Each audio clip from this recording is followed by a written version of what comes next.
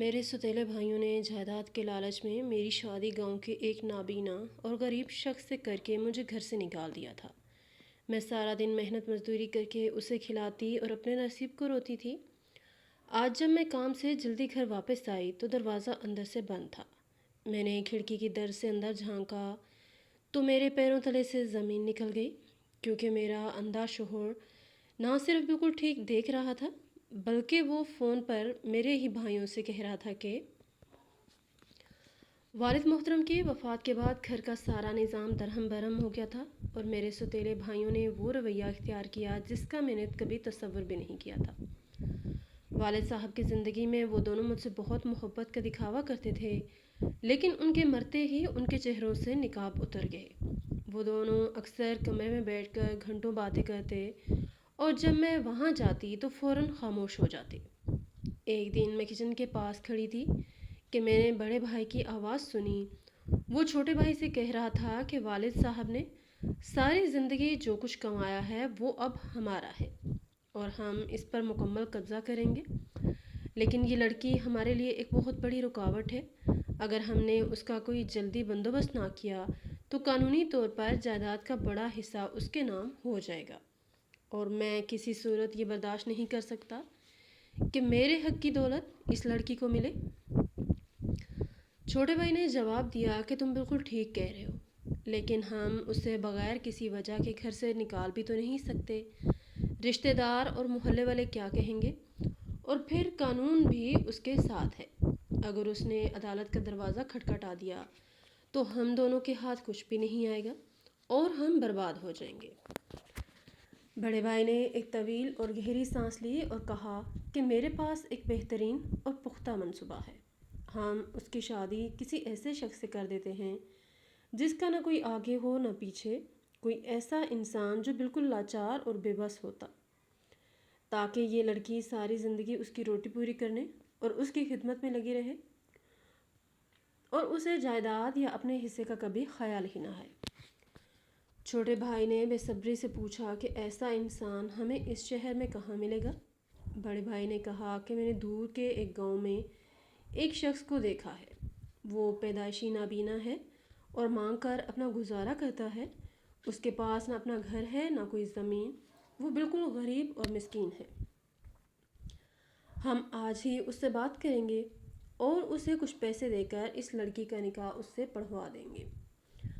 یہ سن کر میرے پیروں تلے سے زمین نکل گئی اور میں شدت غم سے روتی ہوئی اپنے کمرے میں چلی گئی۔ میں نے ساری رات روتے ہوئے گزاری اور صبح کا انتظار کرنے لگی۔ اگلے دن صبح سویرے بڑے بھائی نے مجھے اپنے پاس بلایا اور انتہائی سرد اور سخت لہجے میں کہا کہ ہم نے تمہارے لیے ایک رشتہ ڈھونڈ لیا ہے اور آج دوپہر کو ہی تمہارا نکاح ہے۔ میں نے حیران اور پریشان ہو کر پوچھا کہ یہ آپ کیا کہہ رہے ہیں؟ والد صاحب کی وفات کو بھی چند روز ہی گزرے ہیں، ان کی قبر کی مٹی بھی نہیں سوکھی اور آپ میری شادی کی بات کر رہے ہیں؟ کیا آپ لوگوں کو میری ذرا بھی فکر نہیں ہے؟ بڑے بھائی نے غصے سے اپنی آنکھیں نکالتے ہوئے کہا کہ ہمیں تمہاری فکر ہے، اسی لیے تو تیرا بوجھ اپنے سر سے اتار رہے ہیں۔ ہمارے پاس اتنے وسائل اور دولت نہیں ہے کہ ہم تمہیں ساری زندگی بٹھا کر کھلاتے رہیں۔ چھوٹے بھائی نے بھی بیچ میں بولتے ہوئے کہا کہ تم نے اس گھر میں بہت عیش کر لی، اب تمہیں اپنے گھر جانا چاہیے۔ ہم نے جو لڑکا تمہارے لیے پسند کیا ہے وہ بہت اچھا، بہت نیک اور شریف ہے، اور تمہیں اس کے ساتھ خوش رہنا چاہیے۔ ہم جو فیصلہ کرتے ہیں وہ تمہارے حق میں بہتر ہوتا ہے۔ میں نے روتے ہوئے ان کے آگے ہاتھ جوڑے اور منت کی کہ مجھے اس گھر سے مت نکالو، میں تم لوگوں کی نوکرانی بن کر رہوں گی، گھر کا سارا کام کروں گی، مجھے کوئی جائیداد یا حصہ نہیں چاہیے، بس مجھے میرے باپ کے گھر میں رہنے دو، میں تم لوگوں کا جھوٹا کھا کر گزارا کر لوں گی۔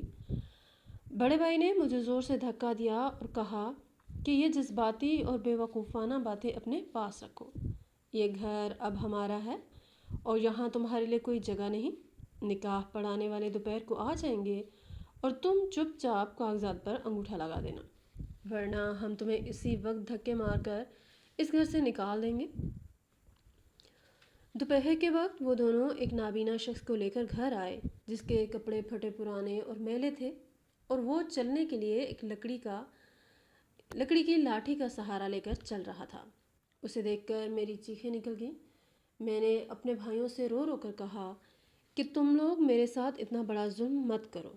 क्या जायदाद की हवस और लालच ने तुम्हें इतना अंधा कर दिया है कि तुम अपनी सगी बहन को एक नाबीना भिखारी के साथ बांध रहे हो? बड़े भाई ने आगे बढ़कर मेरे मुंह पर ज़ोरदार थप्पड़ मारा, जिससे मेरे मुंह से खून निकल आया। उसने कहा कि अपनी ज़ुबान बंद रखो, वरना मैं तुम्हारी जान ले लूँगा। निकाह पढ़ाने वाले ने जब मुझसे पूछा कि क्या मुझे ये निकाह कबूल है, तो मैंने रोते हुए साफ इनकार कर दिया और कहा कि मेरे साथ ज़्यादती हो रही है। लेकिन बड़े भाई ने उसे कुछ रकम दी और कहा कि ये सदमे में है, इसका दिमाग काम नहीं कर रहा, आप अपना काम करें और निकाह पढ़ाएं। उसने पैसे अपनी जेब में डाले और निकाहनामा तैयार करके मेरे अंगूठे लगवा लिए।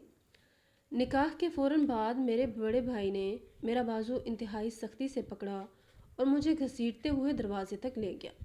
मैं रो रो कर दुआएं दे रही थी, वास्ते दे रही थी कि मुझे मत निकालो, मुझे मेरे हाल पर छोड़ दो। लेकिन उनके दिलों में कोई रहम नहीं था। उन्होंने मुझे और मेरे नाबीना शोहर को घर से बाहर धकेल दिया और बड़े भाई ने चीखते हुए कहा कि आज के बाद तुम्हारा इस घर से कोई वास्ता नहीं है। इस घर का दरवाजे हमेशा के लिए तुम्हारे लिए बंद हो गए हैं। अगर तुमने कभी मुड़कर भी इस तरफ देखा या वापस आने की कोशिश की तो मैं तुम्हारी टांगें तोड़ दूंगा। जाओ और अपने इस अंधे शोहर के साथ अपनी ज़िंदगी गुजारो, हमें तुम्हारी कोई ज़रूरत नहीं। ये कहकर उन्होंने मेरे मुंह पर ज़ोर से दरवाज़ा बंद कर दिया और अंदर से कुंडी लगा ली। मैं सड़क पर खड़ी ज़ारो कतार रो रही थी। लोग गुजर रहे थे और मुझे हैरत से देख रहे थे। मेरा नाबीना शोहर खामोशी से अपनी लाठी पकड़े ज़मीन की तरफ मुंह किए खड़ा था। मैंने अपने आंसू साफ किए और उससे पूछा कि तुम्हारा घर कहाँ है। उसने धीमी आवाज़ और कांपती हुई आवाज़ में जवाब दिया कि मेरा घर गांव में है और वो यहाँ से बहुत दूर है। मैं उसका हाथ पकड़कर पैदल ही गांव की तरफ चल पड़ी। रास्ते में हम दोनों के दरमियान कोई बात नहीं हुई। मेरे कदम बोझल थे और दिल खून के आंसू रो रहा था। कई घंटों के तवील और थका देने वाले सफ़र के बाद जब हम उसके घर पहुँचे तो मेरी आंखों के सामने अंधेरा छा गया था। वो घर नहीं था, बल्कि मिट्टी की एक टूटी फूटी और खस्ता हाल कोठरी थी, जिसकी छत जगह जगह से टपक रही थी, दीवारें गिरने वाली थीं और दरवाज़ा भी टूटा हुआ था। अंदर ना कोई बिस्तर था, ना खाने का कोई बर्तन। फर्श पर सिर्फ एक पुरानी और फटी हुई चटाई बिछी हुई थी। मैंने उससे पूछा कि तुम यहाँ अकेले कैसे रहते हो और तुम्हारा गुजारा कैसे होता है। उसने जवाब दिया कि मैं पैदाइशी अंधा हूँ, मेरा कोई रिश्तेदार या दोस्त नहीं है। गांव के लोग कभी कभार कुछ खाने को दे देते हैं और मैं इसी चटाई पर सो जाता हूँ। मुझे कुछ दिखाई नहीं देता, इसलिए मुझे इस बात से कोई फ़र्क नहीं पड़ता कि घर कैसा है, दिन है या रात है। लेकिन अब तुम आ गई हो तो मुझे बहुत शर्मिंदगी हो रही है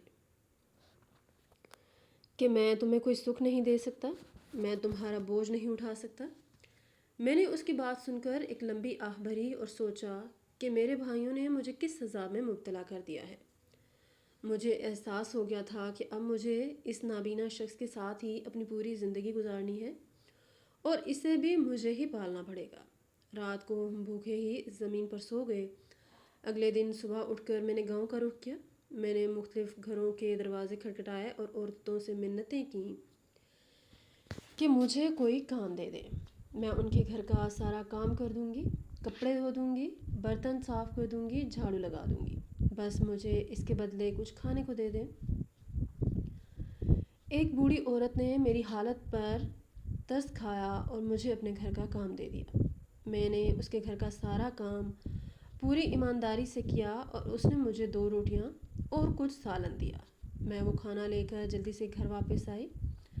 मेरा नाबीना शोहर भूख से निढाल चटाई पर बैठा मेरा इंतज़ार कर रहा था।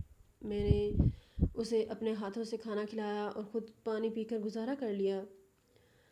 चंद दिन इसी तरह गुजर गए, लेकिन घर के कामों से मिलने वाला खाना हम दोनों के लिए काफ़ी नहीं था।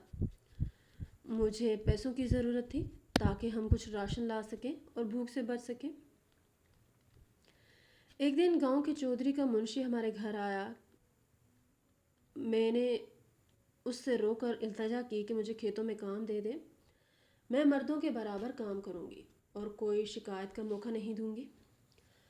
منشی نے مجھے اوپر سے نیچے تک دیکھا اور کہا کہ کھیتوں کا کام بہت سخت ہے اور تھکا دینے والا ہوتا ہے، تم ایک کمزور عورت ہو، یہ مشقت نہیں کر پاؤ گی اور 2 دن میں ہی بھاگ جاؤ گی۔ میں نے اس کے ہاتھ جوڑے اور کہا کہ میری مجبوری بہت بڑی ہے، میرا شوہر نابینا ہے اور میرے پاس کمانے کا کوئی اور ذریعہ نہیں ہے۔ آپ مجھے ایک دن کا موقع دیں، اگر میں نے صحیح کام نہ کیا تو مجھے مزدوری مت دیجیے گا اور مجھے نکال دیجیے گا۔ منشی میری منتوں کے بعد مان گیا اور اگلے دن سے میں نے کھیتوں میں کام کرنا شروع کر دیا۔ میں صبح سویرے منہ اندھیرے اٹھتی، اپنے شوہر کو پانی پلا کر کھیتوں کی طرف نکل جاتی۔ دوپہر کی شدید اور چلچلاتی دھوپ میں جب مرد بھی سائے کی تلاش میں بیٹھ جاتے، میں مسلسل کام کرتی رہتی۔ میرے نرم و نازک ہاتھ جو کبھی مشقت کے عادی نہیں تھے، ان پر بڑے بڑے چھالے پڑ گئے۔ مٹی اور گارے میں سارا دن کام کرنے کی وجہ سے میری کمر میں شدید درد رہنے لگا۔ فصلوں کی کٹائی اور بھاری بوجھ اٹھانے سے میری حالت بالکل خراب ہو گئی، لیکن میں ہمت نہیں ہارتی تھی۔ شام کو جب مجھے میری مزدوری کے پیسے ملتے تو میں ان سے آٹا اور دال خرید کر گھر لاتی، چولہا جلا کر کھانا پکاتی اور اپنے شوہر کو اپنے ہاتھوں سے کھلاتی۔ وہ روز مجھ سے پوچھتا کہ تم سارا دن کہاں رہتی ہو اور یہ سب کیسے کر رہی ہو؟ تو میں اسے تسلی دیتی کہ میں نے ایک اچھی جگہ کام ڈھونڈ لیا ہے اور تم پریشان مت ہو، تم بس گھر پر آرام کیا کرو۔ میری پوری زندگی ایک اذیت ناک اور نہ ختم ہونے والے دائرے میں قید ہو چکی تھی، جہاں صبح سے رات تک صرف محنت مزدوری اور تھکاوٹ کے سوا کچھ نہیں تھا۔ میں روزانہ رات کو جب کام سے تھک کر چور ہو کر چٹائی پر لیٹتی تو مجھے اپنا پرانا گھر اور اپنے والد کی بے پناہ محبت یاد آتی۔ میرے والد نے ہمیشہ مجھے شہزادیوں کی طرح رکھا تھا، جبکہ میرے سوتیلے بھائیوں کی لالچ نے مجھے ایک شہزادی سے مزدور بنا دیا تھا۔ میں نے ان کا کبھی کوئی برا نہیں چاہا تھا، لیکن انہوں نے صرف چند پیسوں اور زمین کے ٹکڑوں کی خاطر میری پوری زندگی برباد کر دی تھی۔ میرے دل میں بار بار یہ سوال اٹھتا کہ کیا خون کے رشتے اتنے کچے اور کمزور ہوتے ہیں کہ وہ اپنے ہی خون کو سڑک پر رول دیتے ہیں؟ میں سارا دن سخت محنت مزدوری کر کے اسے کھلاتی اور اپنے نصیب کو روتی تھی۔ دن یوں ہی مشقت اور اذیت میں گزر رہے تھے اور میری زندگی ایک مشین کی طرح ہو کر رہ گئی تھی، جس کا کام صرف صبح منہ اندھیرے اٹھنا، کھیتوں میں جا کر جانوروں کی طرح کام کرنا اور شام کو تھک ہار کر واپس اپنے نابینا شوہر کے لیے روٹی کا بندوبست کرنا تھا۔ میری نرم و نازک ہڈیاں اس روزمرہ کی سخت مشقت سے دکھنے لگی تھیں اور میرے ہاتھوں کی لکیریں مٹی اور گارے میں کام کر کے کھردری ہو چکی تھی۔ آج کا دن بھی معمول کے مطابق شروع ہوا تھا، لیکن آج سورج کی تپش کچھ زیادہ ہی تھی۔ آسمان سے جیسے آگ برس رہی تھی اور کھیتوں میں کام کرنے والے تمام مزدور پسینے میں شرابور تھے۔ دوپہر کے وقت جب سورج بالکل سر پر آ گیا تو گرمی کی شدت برداشت ہونے سے باہر ہونے لگی۔ میں فصلوں کی کٹائی کر رہی تھی اور مسلسل جھک کر کام کرنے کی وجہ سے میری کمر میں شدید درد ہو رہا تھا۔ ایسا لگ رہا تھا جیسے میری ریڑھ کی ہڈی ٹوٹ جائے گی۔ اچانک میرے سر میں شدید درد کی لہر اٹھی اور میری آنکھوں کے سامنے اندھیرا چھانے لگا۔ میرے قدم ڈگمگائے اور میں وہیں کچی اور تپتی ہوئی زمین پر گر پڑی۔ میرے ساتھ کام کرنے والی دوسری عورتوں نے مجھے سہارا دے کر اٹھایا اور پاس ہی ایک پرانے درخت کے گھنے سائے میں بٹھا دیا۔ ایک بوڑھی عورت نے جلدی سے اپنی مٹی کے برتن سے پانی نکالا اور میرے چہرے پر پانی کے چھینٹے مارے، جس سے مجھے ہوش آیا۔ منشی جو دور سے یہ سب کچھ دیکھ رہا تھا، وہ اپنے بھاری قدموں کے ساتھ میرے پاس آیا اور اس نے سخت لیکن قدرے ہمدردانہ لہجے میں مجھ سے کہا کہ تمہاری حالت بہت خراب لگ رہی ہے، تمہارا چہرہ بخار سے تپ رہا ہے اور تمہارے ہونٹ بالکل خشک ہو چکے ہیں۔ اگر تم نے اس شدید گرمی میں مزید کام کیا تو تم یہیں جان دے دو گی، اور میں کسی مصیبت میں نہیں پڑنا چاہتا، اس لیے بہتر ہے کہ تم آج آدھے دن کی مزدوری لے کر اپنے گھر چلی جاؤ اور جا کر آرام کرو۔ میں نے منشی کی بات سنی تو دل میں ایک طرف عجیب سی خوشی پیدا ہوئی کہ آج مجھے اس سخت عذاب سے کچھ دیر کے لیے چھٹکارا مل جائے گا اور میں جا کر اپنی ٹوٹی ہوئی چارپائی پر کمر سیدھی کر سکوں گی۔ لیکن دوسری طرف مجھے فوراً اپنے نابینا شوہر کا خیال آیا جو گھر پر اکیلا تھا اور یقیناً بھوکا پیاسا میرا انتظار کر رہا ہوگا۔ میں نے اپنے کانپتے ہوئے ہاتھوں سے منشی سے آدھے دن کی مزدوری کے چند سکے لیے اور اپنے پسینے سے بھیگے ہوئے دوپٹے سے چہرہ صاف کرتی ہوئی اپنے گاؤں کی طرف چل پڑی۔ راستے میں چلتے ہوئے میرے قدم منو بھاری ہو رہے تھے۔ بخار کی شدت کی وجہ سے میرا پورا جسم ٹوٹ رہا تھا اور پیاس سے میرا گلا اس قدر خشک ہو چکا تھا کہ مجھے اپنا تھوک نکلنا بھی مشکل لگ رہا تھا، لیکن میں ہمت کر کے قدم بڑھاتی رہی۔ راستے میں ایک چھوٹی سی کچی دکان سے میں نے کچھ آٹا اور تھوڑی سی دال خریدی تاکہ گھر جا کر اپنے شوہر کے لیے کچھ پکا سکوں۔ چلتے چلتے میرے ذہن میں بار بار اپنے باپ کے گھر کی یادیں آ رہی تھیں اور ان ستیلے بھائیوں کا خیال آ رہا تھا جنہوں نے مجھے اس جہنم میں دھکیل دیا تھا۔ میں سوچ رہی تھی کہ کیا انہیں کبھی میری یاد آتی ہوگی؟ کیا انہیں کبھی اس بات کا احساس ہوتا ہوگا کہ انہوں نے اپنی سگی بہن کے ساتھ کتنا بڑا ظلم کیا ہے؟ جس بہن کو والد صاحب نے پھولوں کی طرح پالا تھا، آج وہ درد درد کی ٹھوکریں کھا رہی ہے۔ لیکن پھر میں نے اپنے دل کو سمجھایا کہ جن لوگوں کی آنکھوں پر دولت اور جائیداد کی پٹی بندی ہو، انہیں خون کے رشتے اور محبت نظر نہیں آتی۔ میں اپنے ان تلخ خیالات اور پرانی یادوں میں اس قدر گم تھی کہ مجھے احساس ہی نہ ہوا کہ میں اپنے گھر کی اس خستہ حال اور کچی گلی میں پہنچ گئی ہوں۔ گلی بالکل سنسان تھی اور دوپہر کی شدید گرمی اور لو کی وجہ سے گاؤں کے تمام لوگ اپنے گھروں میں سو رہے تھے۔ چاروں طرف ایک عجیب سی خاموشی اور ویرانی چھائی ہوئی تھی۔ گلی میں صرف چند جانور درختوں کے سائے میں ہانپ رہے تھے۔ میں تھکے ہوئے قدموں کے ساتھ اپنے کچے گھر کے لکڑی کے پرانے دروازے تک پہنچی۔ میری سانس بری طرح پھولی ہوئی تھی اور مجھے صرف اور صرف آرام کی طلب تھی۔ میں نے سوچا کہ سیدھا جا کر چارپائی پر گر جاؤں گی اور کچھ دیر سونے کے بعد اٹھ کر کھانا بناؤں گی۔ میں نے معمول کے مطابق دروازے کو ہلکا سا دھکا دیا تاکہ وہ کھل جائے، کیونکہ میں جب بھی کام پر جاتی تھی تو دروازہ باہر سے بند نہیں کرتی تھی اور میرا نابینا شوہر بھی اسے اندر سے کبھی بند نہیں کرتا تھا کیونکہ اسے باہر کا کوئی راستہ دکھائی نہیں دیتا تھا۔ لیکن آج جب میں نے دروازے کو دھکا دیا تو وہ نہیں کھلا۔ مجھے بہت حیرت ہوئی۔ میں نے اپنا سارا زور لگا کر دوبارہ دھکا دیا، لیکن دروازہ اپنی جگہ سے نہیں ہلا۔ مجھے فوراً سمجھ آ گئی کہ دروازہ اندر سے مضبوطی سے بند کیا گیا ہے۔ میرے دل میں ایک عجیب سا خوف اور پریشانی پیدا ہو گئی کہ آخر ایک نابینا شخص نے دروازہ اندر سے کیوں بند کیا ہے؟ وہ خود تو چل کر دروازے تک آ بھی نہیں سکتا تھا، اور اگر وہ آ بھی جائے تو اسے کنڈی کا اندازہ کیسے ہو؟ میں نے دروازے پر ہلکی سی دستک دی اور اپنے شوہر کو آواز دی۔ میں نے کہا کہ دروازہ کھولو، میں آج کام سے جلدی واپس آ گئی ہوں، میری طبیعت ٹھیک نہیں ہے۔ لیکن اندر سے کوئی جواب نہیں آیا۔ میں نے دوبارہ دستک دی اور کچھ اونچی آواز میں اسے پکارا، مگر پھر بھی مکمل خاموشی چھائی رہی۔ اب میری پریشانی شدید خوف میں بدلنے لگی۔ مجھے لگا کہ شاید گرمی کی شدت سے اس کی حالت خراب ہو گئی ہو یا وہ کہیں ٹھوکر کھا کر گر کر بے ہوش ہو گیا ہے، کیونکہ اس خستہ حال کوٹری میں نہ کوئی ہوا کا مناسب راستہ تھا اور حبس بہت زیادہ تھا۔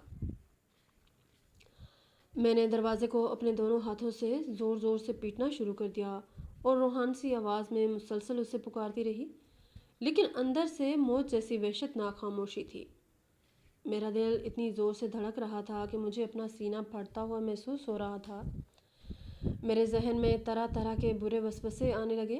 میں نے سوچا کہ اگر اسے کچھ ہو گیا تو میں اس گاؤں میں اکیلی کیا کروں گی؟ اس ظالم دنیا میں اب میرا اس نابینا شخص کے سوا اور کون تھا؟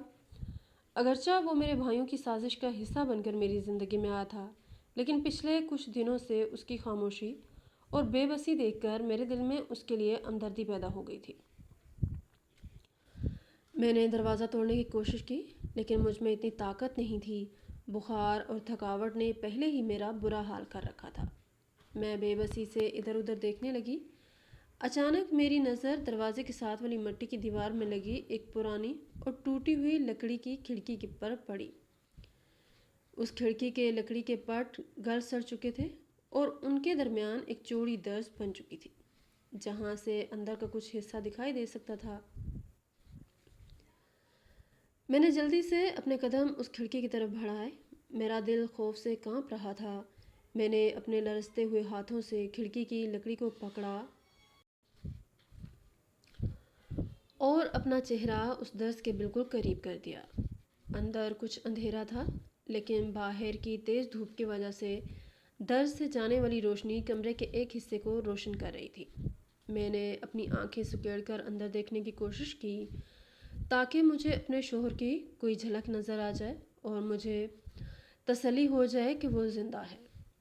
میں نے جب اندر جھانکا تو جو منظر میری آنکھوں کے سامنے تھا اس نے میرے ذہن کو مکمل طور پر سن کر دیا۔ مجھے اپنی آنکھوں پر بالکل یقین نہیں آ رہا تھا۔ میری سانس جیسے میرے گلے میں اٹک گئی اور میرا پورا جسم برف کی طرح ٹھنڈا پڑ گیا۔ میرے وجود پر ایک شدید سکتہ سا طاری ہو گیا۔ کمرے کے اندر کا نظارہ میرے تمام تر تصورات اور گمان سے یکسر مختلف اور بے حد خوفناک تھا۔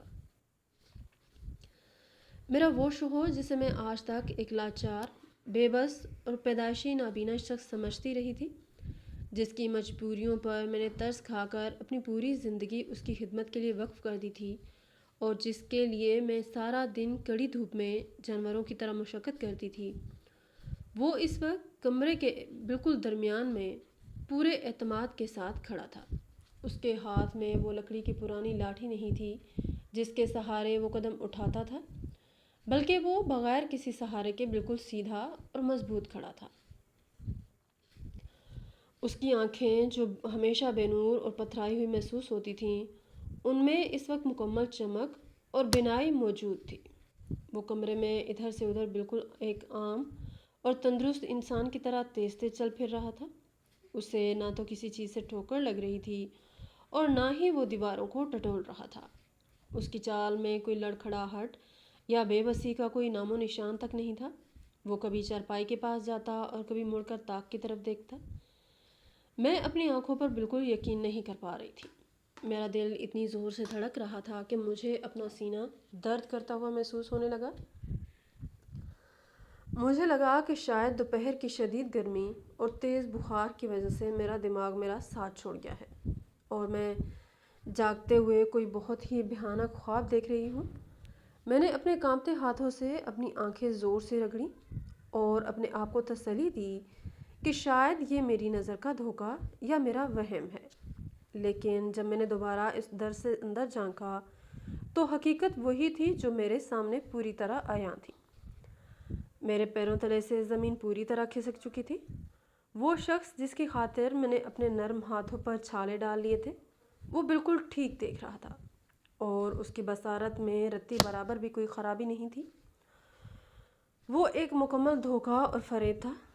اس نے اچانک چرپائی کے نیچے ہاتھ ڈالا اور وہاں سے پرانے کپڑے میں لپٹی ہوئی کوئی چیز نکالی۔ جب اس نے وہ کپڑا ہٹایا تو اس کے ہاتھ میں ایک فون تھا۔ یہ دیکھ کر میری حیرت اور صدمے میں بے پناہ اضافہ ہو گیا کہ اس غریب اور مفلس انسان کے پاس فون کہاں سے آیا، جسے دو وقت کی سوکھی روٹی بھی میری مزدوری کے پیسوں سے نصیب ہوتی تھی۔ اس نے بڑی مہارت اور تیزی سے فون پر کچھ نمبر ملائے اور اسے اپنے کان سے لگا لیا۔ اس کے چہرے کے تاثرات جو اس وقت میں دیکھ رہی تھی وہ بالکل بدل چکے تھے۔ وہ معصومیت اور بے بسی جو اس کے چہرے پر ہمیشہ چھائی رہتی تھی، وہ اب ایک عجیب سی مکاری اور چالاکی میں تبدیل ہو چکی تھی۔ میں نے اپنے کان کھڑکی کے درز کے بالکل قریب کر دیے تاکہ میں اس کی آواز سن سکوں۔ اندر مکمل خاموشی تھی، اس لیے اس کی آواز بہت صاف مجھ تک پہنچ رہی تھی۔ اس نے فون پر بات شروع کی تو اس کے منہ سے نکلنے والے الفاظ نے میرے وجود کو اندر تک چیر کر رکھ دیا۔ میری سماعتیں جیسے صدمے سے پھٹ گئیں۔ وہ دوسری طرف کسی اور سے نہیں بلکہ میرے انہی ظالم سوتیلے بھائیوں سے بات کر رہا تھا جنہوں نے مجھے اس جہنم میں دھکیلا تھا۔ اس کا لہجہ انتہائی سخت اور کرخت تھا۔ اس نے اپنے مکارانہ انداز میں بات کرتے ہوئے میرے بڑے بھائی کا نام لیا اور اس سے مخاطب ہوا۔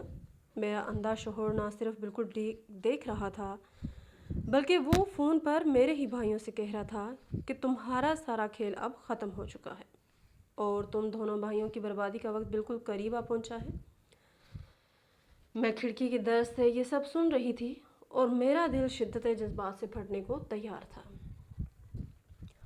مجھے سمجھ نہیں آ رہا تھا کہ یہ شخص جو میرے سامنے کھڑا ہے یہ کون ہے اور میرے بھائیوں سے اس کا کیا تعلق ہے۔ وہ شخص فون پر مزید کہہ رہا تھا کہ تم دونوں نے دولت اور جائیداد کی ہوس میں اندھے ہو کر اپنی سگی بہن کے ساتھ جو ظلم کیا ہے اس کی سزا اب تمہیں اس دنیا میں ہی بھگتنی پڑے گی۔ تم نے سوچا تھا کہ ایک غریب اور پیدائشی نابینا شخص کے ساتھ اپنی بہن کا نکاح کر کے اسے ہمیشہ کے لیے راستے سے ہٹا دو گے اور تمہارے والد کی ساری دولت اور جائیداد پر تمہارا مکمل اور غیر متزلزل قبضہ ہو جائے گا۔ لیکن تم دونوں بے وقوف اور احمق انسان اس بات سے بالکل بے خبر تھے کہ تمہارے والد کو تمہاری ان تمام سازشوں اور لالچ کا بہت پہلے ہی اندازہ ہو چکا تھا۔ وہ جانتے تھے کہ ان کے مرنے کے بعد تم دونوں ان کی بیٹی کے ساتھ کیا سلوک کرنے والے ہو، اس لیے انہوں نے اپنی زندگی میں ہی مجھ سے رابطہ کیا تھا اور مجھے اپنی بیٹی کی حفاظت کی ذمہ داری سونپی تھی۔ یہ سن کر میری آنکھوں سے آنسوؤں کا ایک نہ رکنے والا سیلاب بہہ نکلا اور مجھے اپنے شفیق اور مہربان والد کی یاد شدت سے ستانے لگی۔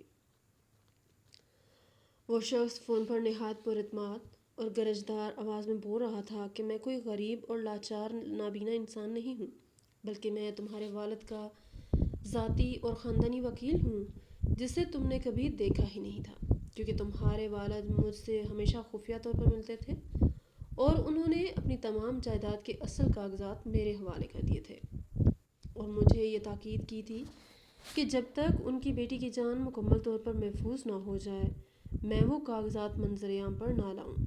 تم لوگوں نے اپنے والد کی تجوری سے جو کاغذات چرائے تھے اور جنہیں تم اصل سمجھ کر خوش ہو رہے تھے وہ محض نقلی اور جعلی دستاویزات تھیں جو تمہارے والد نے تمہیں دھوکہ دینے اور تمہارا اصلی چہرہ بے نقاب کرنے کے لیے وہاں رکھی تھی۔ میں نے تمہارے اس گھناؤنے منصوبے کے بارے میں بہت پہلے ہی معلومات حاصل کر لی تھی کہ تم اپنی بہن کو کسی نابینا شخص کے حوالے کرنے والے ہو، اس لیے میں نے خود ایک نابینا بھکاری کا روپ دھارا اور اس گاؤں میں آ کر بیٹھ گیا تاکہ جب تم میری تلاش میں آؤ تو میں ہی تمہارے جال میں آؤں اور اس طرح میں تمہاری بہن کے بالکل قریب رہ کر اس کی حفاظت کر سکوں۔ تم دونوں بھائی اس قدر لالچی اور جلد باز تھے کہ تم نے میری کوئی تحقیق نہیں کی اور محض چند پیسوں کے عوض اپنی بہن کو میرے حوالے کر دیا۔ اس پورے عرصے میں نے اس معصوم لڑکی کو جانوروں کی طرح محنت مشقت کرتے دیکھا ہے، اس کے نرم و نازک ہاتھوں پر چھالے پڑے دیکھے ہیں اور اس کے آنسوؤں کو زمین پر گرتے دیکھا ہے۔ میرا دل خون کے آنسو روتا تھا اور میں کئی بار یہ چاہتا تھا کہ اسے ساری حقیقت بتا دوں، لیکن مجھے قانونی کارروائی مکمل کرنے اور تم دونوں کے خلاف پختہ ثبوت اکٹھے کرنے کے لیے وقت درکار تھا، اور اگر میں اسے سچ بتا دیتا تو شاید اس کے چہرے پر کے تاثرات سے تم لوگوں کو شک ہو جاتا اور تم اس کی جان لے لیتے۔ آج صبح ہی عدالت نے میرے حق میں اور تمہارے خلاف فیصلہ سنا دیا ہے اور قانون کے محافظوں کی بھاری نفری تمہارے گھر کی طرف روانہ ہو چکی ہے۔ تم دونوں کو دھوکہ دہی، جعل سازی اور اپنی بہن پر ظلم کرنے کے جرم میں لمبی قید کی سزا ہوگی اور تم اب قید خانے کی تاریک کوٹری میں سڑو گے۔ یہ سن کر دوسری طرف سے شاید میرے بھائیوں نے گالیاں دینا یا دھمکیاں دینا شروع کر دیا تھا،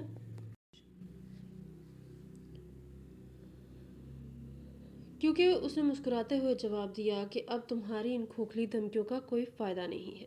محافظ تمہارے دروازے پر پہنچ چکے ہوں گے اور اب تم اپنے کیے کی سزا بھگتنے کے لیے تیار ہو جاؤ۔ یہ کہہ کر اس نے فون کاٹ دیا اور اسے واپس اسی پرانے کپڑے میں لپیٹ کر چارپائی کے نیچے چھپا دیا۔ میں جو کھڑکی کی در سے یہ سب سن رہی تھی مجھ پر جیسے سکتہ طاری ہو گیا تھا۔ میرے دماغ میں ایک عجیب سا طوفان برپا تھا۔ میں حیران تھی کہ میرے والد کی محبت میرے بھائیوں کا ظلم اور اس کے وکیل کی قربانی سب کچھ ایک ساتھ میرے ذہن کے پردے پر چل رہا تھا۔ میں نے کانپتے ہوئے ہاتھوں سے دروازے کو زور سے دھکا دیا اور اسے پیٹنا شروع کر دیا۔ میری آواز سن کر اس نے جلدی سے دروازہ کھولا۔ میں روتی ہوئی اندر داخل ہوئی اور اس کے قدموں میں گر گئی۔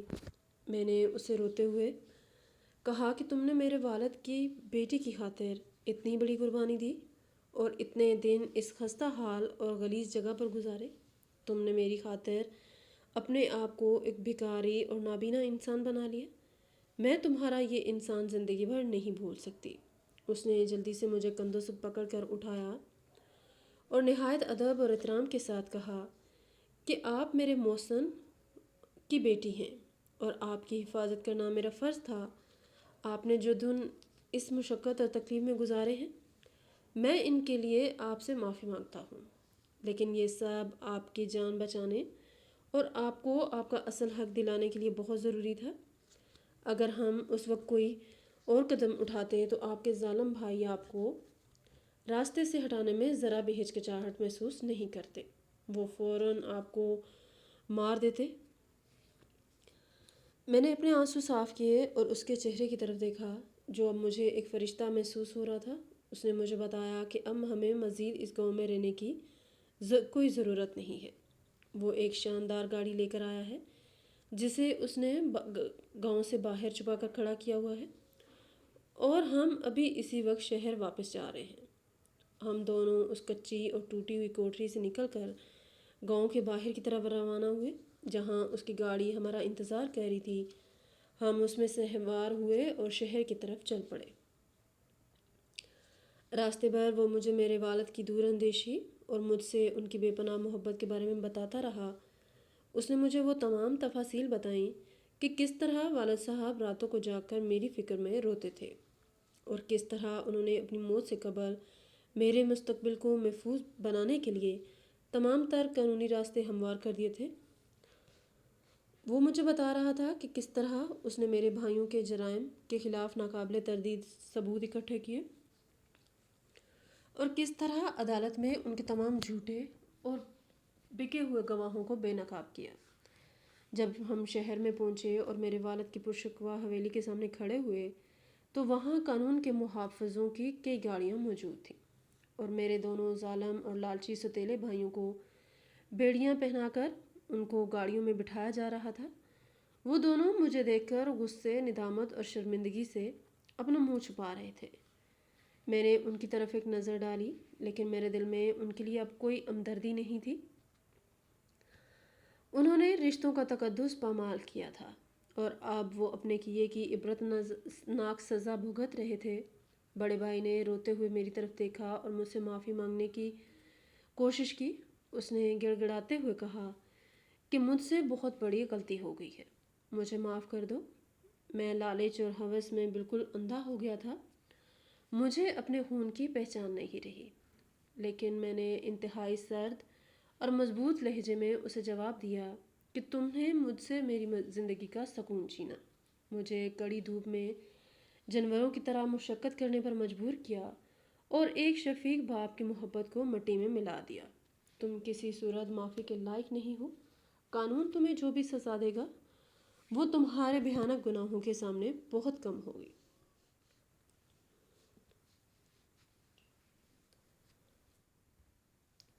وکیل صاحب نے متعلقہ اہلکار سے بات کی اور انہیں مزید کچھ ضروری ہدایات دیں، جس کے بعد وہ میرے بھائیوں کو لے کر وہاں سے چلے گئے۔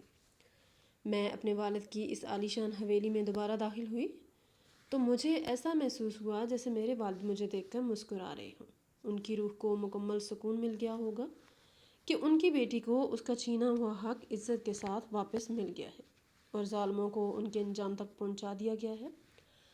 حویلی کے پرانے اور وفادار ملازمین مجھے صحیح سلامت دیکھ کر خوشی سے رونے لگے اور دعائیں دینے لگے۔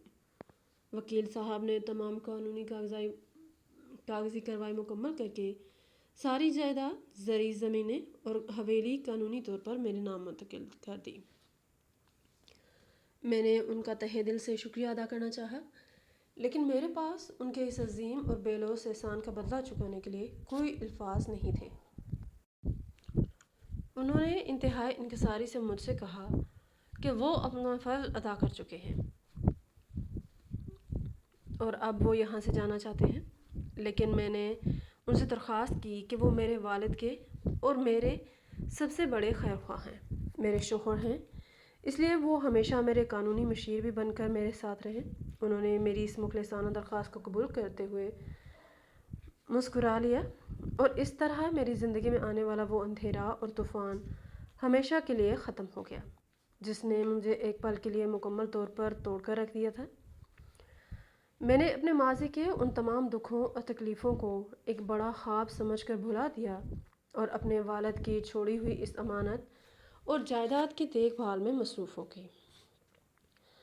میں نے ان پیسوں سے غریبوں اور مسکینوں کی مدد کرنے کا فیصلہ کیا تاکہ دنیا میں کوئی اور انسان میری طرح در در کی ٹھوکریں کھانے پر مجبور نہ ہو، اور یوں حق اور سزا کی شاندار فتح ہوئی اور ظلم اور لالچ کا وہ کالا باب ہمیشہ کے لیے بند ہو گیا جس نے میری زندگی کو عذاب بنا دیا تھا۔ آج میں جب بھی اس پرانے اور کٹھن وقت کو یاد کرتی ہوں تو میرے رونگٹے کھڑے ہو جاتے ہیں، لیکن ساتھ ہی مجھے اس بات پر فخر بھی ہوتا ہے کہ میں نے ہمت نہیں ہاری اور سچائی آخرکار سب کے سامنے آ کر رہی۔ میرے سوتیلے بھائیوں کی پوری زندگی اس تاریک قید خانے کے سلاخوں کے پیچھے حسرت اور پچھتاوے میں گزر رہی ہے، جہاں انہیں روزانہ ان کی لالچ اور ظلم کی یاد ستاتی ہے۔ انہوں نے دولت کی خاطر اپنا سب کچھ گنوا دیا، اپنا وقار، اپنی آزادی اور اپنی بہن کی محبت، سب کچھ ان کے ہاتھوں سے ریت کی طرح پھسل گیا اور ان کے حصے میں صرف رسوائی اور ذلت آئی۔ دوسری طرف میری زندگی امن اور سکون کا گہوارہ بن چکی ہے۔ وکیل صاحب کی بہترین رہنمائی میں میں نے اپنے والد کے کاروبار کو مزید وسعت دی اور ان کے نام کو روشن کیا۔ میری زندگی ان تمام لوگوں کے لیے ایک بہت بڑا سبق ہے جو رشتوں کے تقدس کو پامال کر کے دولت اور جائیداد کے پیچھے بھاگتے ہیں اور یہ بھول جاتے ہیں کہ ہر ظلم کا ایک انجام ہوتا ہے اور حقدار کو اس کا حق مل کر ہی رہتا ہے، چاہے اس کے لیے وقت کتنا ہی کٹھن اور مشکل کیوں نہ ہو۔ قدرت کا نظام بے حد منصفانہ ہے اور وہ کبھی کسی مظلوم کی آہ کو رائیگاں نہیں جانے دیتا۔ میں نے اس تکلیف دہ سفر سے یہ سیکھا ہے کہ حالات کتنے ہی سنگین کیوں نہ ہو، انسان کو کبھی امید کا دامن نہیں چھوڑنا چاہیے، کیونکہ اندھیرے کے بعد ہمیشہ روشنی ہوتی ہے اور دکھ کے بعد سکھ آتا ہے۔ مجھے آج بھی یاد ہے وہ دن جب میں اس چلچلاتی دھوپ میں کھیتوں میں کام کرتی تھی اور میرے پاؤں میں چھالے پڑ جاتے تھے۔ میں لوگوں کے طعنے سنتی تھی اور اپنے مقدر پر روتی تھی، لیکن مجھے نہیں معلوم تھا کہ وہ تمام تکالیف محض ایک امتحان تھی اور وہ امتحان میرے صبر کو آزمانے کے لیے تھا۔ آج جب میں اپنے نرم اور آرام دہ بستر پر لیٹتی ہوں تو مجھے اس کچی اور ٹوٹی ہوئی چٹائی کی یاد آتی ہے جس پر میں نے کئی راتیں جاگ کر اور بھوکے پیٹ گزاری تھی۔ وہ دن میری زندگی کا وہ حصہ ہے جو مجھے ہمیشہ زمین پر قدم رکھنے اور غرور سے بچنے کی تلقین کرتے ہیں۔ میں نے ان تمام کسانوں اور مزدوروں کی فلاح و بہبود کے لیے بھی ایک بہت بڑا منصوبہ شروع کیا جو اسی طرح کی سخت مشقت کرتے ہیں جس طرح میں کیا کرتی تھی۔ میں ان کی مدد کرتی ہوں تاکہ انہیں وہ تکالیف نہ اٹھانی پڑیں جو میں نے برداشت کی ہیں۔ وکیل صاحب جو اب میرے لیے ایک محبت کرنے والے شوہر ہیں، وہ میرے ہر اچھے کام میں میری بھرپور رہنمائی کرتے ہیں اور مجھے ہمیشہ سیدھے راستے پر چلنے کی تلقین کرتے ہیں۔ میرے ظالم بھائیوں نے قید خانے سے کئی بار مجھے خطوط لکھے جن میں انہوں نے اپنی غلطیوں کا اعتراف کیا اور مجھ سے رحم کی اپیل کی، لیکن میں نے کبھی ان خطوط کا جواب نہیں دیا کیونکہ میں جانتی ہوں کہ ان کی یہ معافی ان کے دل کی سچائی نہیں بلکہ قید کی سختیوں کا نتیجہ ہے۔ اگر انہیں واقعی اپنے کیے پر پچھتاوا ہوتا تو وہ کبھی اپنی سگی بہن کو اس طرح بے یار و مددگار سڑک پر نہ پھینکتے۔ انہوں نے جو بویا تھا وہ آج کاٹ رہے ہیں اور ان کی یہ حالت دیکھ کر مجھے کوئی خوشی تو نہیں ہوتی، لیکن مجھے اس بات کا مکمل یقین ہے کہ انصاف کا تقاضا یہی تھا۔ میری یہ زندگی اب اس پورے شہر اور آس پاس کے تمام گاؤں میں ایک ضرب المثل بن چکی ہے۔ لوگ میری ہمت اور میرے صبر کی مثالیں دیتے ہیں اور مائیں اپنی بیٹیوں کو میری زندگی کی کہانی سنا کر انہیں مضبوط اور بہادر بننے کا سبق دیتی ہیں۔ میرے والد کا وہ خواب جو انہوں نے میری خوشحالی اور کامیابی کے لیے دیکھا تھا، وہ اب پوری طرح شرمندہ تعبیر ہو چکا ہے، اور میں ان کی اس عظیم میراث کو ایک سچے اور ایماندار انسان کی طرح آگے بڑھا رہی ہوں۔ میری زندگی کا ہر لمحہ اب شکر گزاری اور احسان مندی کے احساس سے بھرا ہوا ہے، اور میں جانتی ہوں کہ سچائی اور ایمانداری کا راستہ کبھی بھی انسان کو مایوس نہیں کرتا، اور آخر کار فتح ہمیشہ اسی کی ہوتی ہے جو حق پر ہوتا ہے اور جس کا دل صاف ہوتا ہے۔ اس پورے واقعے نے مجھے ایک نئی اور مضبوط پہچان دی ہے، اور اب میں کسی بھی مشکل سے گھبرانے والی ڈری سہمی لڑکی نہیں رہی، بلکہ میں ایک ایسی باہمت اور خود مختار عورت بن چکی ہوں جو اپنے حقوق کے لیے لڑنا اور ظالم کا مقابلہ کرنا جانتی ہے۔ اور یہ سب صرف اور صرف جو اب میرے شوہر ہیں ان کی دور اندیشی اور اس عظیم انسان کی قربانی کا نتیجہ ہے، جس نے اپنی زندگی کے کئی ماہ ایک کچی اور غلیظ کوٹری میں میرے لیے گزار دیے اور مجھے ایک نئی اور پروقار زندگی عطا کی۔ انسان کو کبھی دولت اور جائیداد کی لالچ میں اندھا ہو کر اپنے خون کے رشتوں کا تقدس پامال نہیں کرنا چاہیے، کیونکہ ظلم اور فریب کی بنیاد پر بنائی گئی عمارت ایک نہ ایک دن ضرور گرتی ہے۔